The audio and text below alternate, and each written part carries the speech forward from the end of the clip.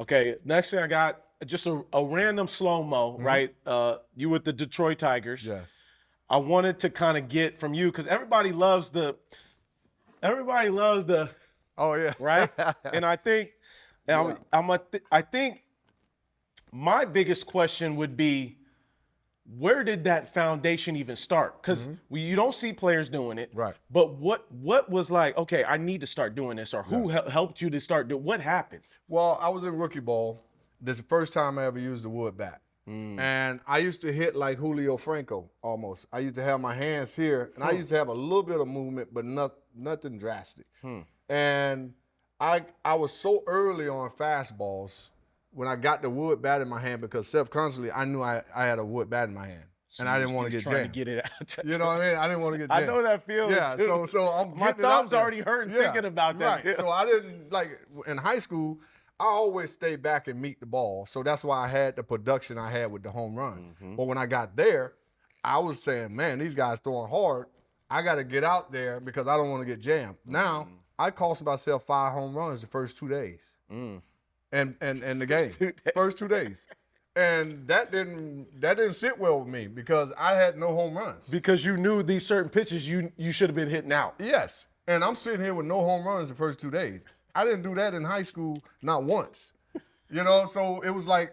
That statement within itself is just wild. Because the first 2 days of pro ball. Yeah, but just think about my thought process. Yeah. I thought everything I did in high school was that's just normal for me. Right. I'm supposed to do this wherever I go. Yeah. Wherever I go.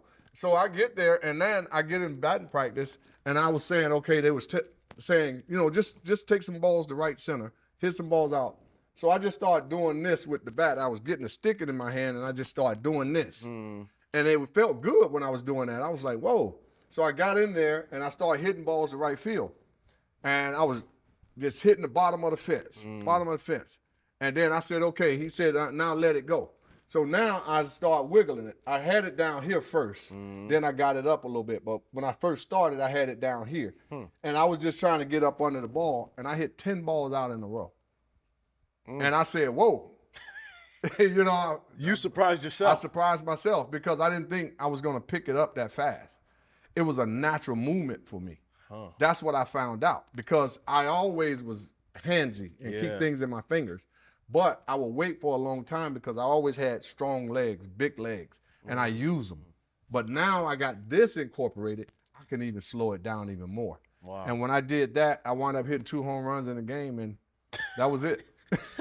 Well, was there ever any concern about not being able, because when I think about the swing and you going this way so much, but was there ever any concern that you weren't going to be able to get it back, going back this way to get in that slot? Think about it. I'm 18, 19 years old.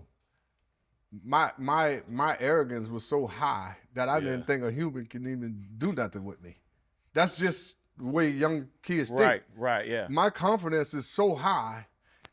I ain't gonna get beat anyway. Yeah, ain't nothing you can do to me. So that's how I thought. Now when I get to the big leagues, they tried to change it. So now they made me doubt my own confidence because I'm doing something that I'm not comfortable trying to do. When you say they try to change it, they try to stop you from doing that? If you look at a couple of my at-bats and you look at a couple cards, you'll see my bat was flat. They wanted me to flatten the bat out and hit the ball to right center when I just hit 44 home runs in the minor leagues. Now, once again, those thoughts. Yeah. Like I just told you. Right, yeah. When authority, you know, tells me we want you to do something else, right, and it ain't benefiting me, now what do I do? Do I listen to them or do I be rebellious and do what I want to do? Right. Now that was the decision I had to make. Now that me doing what they wanted me to do, they was getting ready to send me back to the minors. And so when I heard that, that's when the rebellion side came. No, if I get sent to the minors, it's going to be because of me. Yeah. And when I did that, I wound up leading the Milwaukee Brewers in hitting that year. That is important for people to know because if you playing, Like that was one thing for me. It was like, okay, if I'm gonna lose, if I'm gonna be done, or if this isn't for me, I'm gonna find out my way. Yes. And I think that's, to me, that's one of the separators too, is like being able to go all in on what you've already developed for yourself and trust it. But here's the thing that what you're saying is that's a fine line that you have to, when we say this to kids, we got to be careful. Right, yeah. Because are you having success doing it the way you're doing it? Right, yeah. Now, if you're not having success, somebody might be trying to help you and fine tune what you already have. Right. Now, when somebody take you away from your success and get you to do something totally different, then that's when you have to say, hold on, I'm too far left of what I used to do. Right. Let's take what I do and fine tune it. That's what I say. Like with jazz and all them, these guys. Right. I don't change anything. I fine tune what you have and say, where are you looking when the pitcher throw? Where are you looking? How do you see the field? So your eyes are in the wrong place while you're hitting. Now it ain't allowing your hands to work because you're looking in the wrong location and you're letting the ball get on you a little quicker if you was, instead of looking where I'm telling you to look, and you'll see it a lot sooner. So it's little things like that. Little details that Little maybe details like that. a player hasn't quite picked up on. Right, because see, they're picking up the ball too late. I teach guys how to pick up the ball as soon as it leaves his hand. So now my decision is made as soon as it leaves his hand. Yours is made halfway. Yeah. And if you're making a decision halfway, you're done. It's too late. You're done. Because see, I know I pick up every movement in your hand before you throw the ball. Because why? Because I was paying attention in the dugout. I was paying attention on deck circle. So by the time I stepped on at the plate, I already had you figured out. You already taken the mental at bats. Yes, taking them. Because I know if you do this, it's going to be in a certain location. If you do this, it's going to be in a certain location. So whatever you did here, I already knew to go to that location. Let me ask you this. When you were hitting, was there a certain spot that you looked for? Because certain guys look different, right? I'm looking middle away. I'm looking middle in. For me, I felt like middle away was a good spot for me. But then later on in my career, I felt like, yo, I'm getting beat inside. I need to get the hands in. Was there a certain thought process that you had as like a foundation from a mental standpoint? I look down a lane. So what I mean by that, if you got a square here, so my lane is my top of my chest straight to the 385 to 360 or whatever it is, right field. That's my lane. Okay. So I hit to that lane. But if you come inside, basically you're telling me to hit a home run. So I'm a hitter to this lane. Your focus is straight opposite field, that lane that you're talking about. That's the lane. The gap, basically. Right. Now, I draw an imaginary box. So I have a couple things going on in my head in milliseconds. So when the crowd is going crazy, the base is loaded, and you coming up, my brain work in milliseconds. Like, boom, I already go to my keys. Angle, box, I forgot the crowd. Swing at strikes. So the crowd is going crazy, but I'm not even paying attention to that. I'm just paying attention to the strike. Keys. The keys.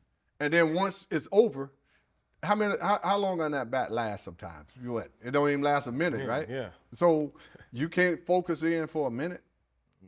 You see? So now when I get to let my brain relax is when I'm running to my position. When I'm playing catch. Right.